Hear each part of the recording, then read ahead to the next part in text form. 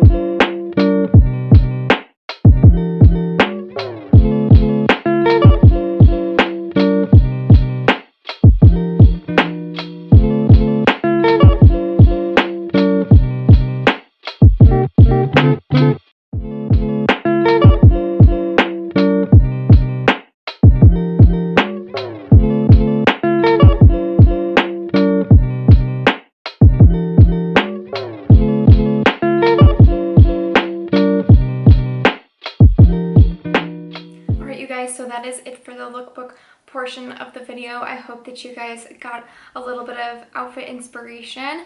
I do also want to add that when you are in beauty school or working in the salon, another important thing that is basically part of your outfit is having your hair and makeup done.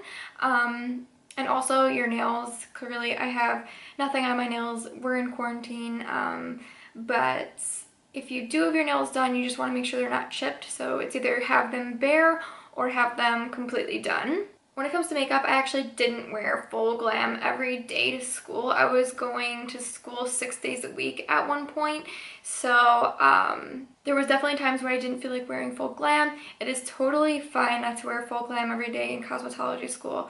Honestly, even if you just put on a BB cream and a little bit of mascara, maybe a little blush, like something really simple and light, all you want to do is make sure that you look put together.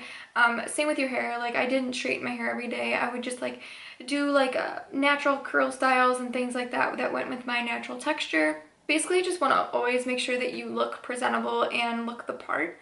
because when you are in school, you just want, you know, especially when you start working on real people, you want someone to look at you and be like, yeah, I want her to do my hair because she looks like she knows what she's talking about. You know, this is the industry for you if you actually enjoy getting up and getting ready. I know there's not always the motivation every single day. Just make sure to look presentable, you guys, and I hope that this video brought you a little bit of inspiration that you can use with these 5 looks. Side note, I did break my mirror when I was filming outside, so smash like for my broken mirror. If you have any suggestions for cheap places to get mirrors, let me know, because I think it is time for a new one. I was very dedicated in this video, so don't forget to subscribe, you guys. Thank you so much for watching my video. I hope you guys enjoyed watching my video as much as I enjoyed making it for you, and I will see you guys in the next one.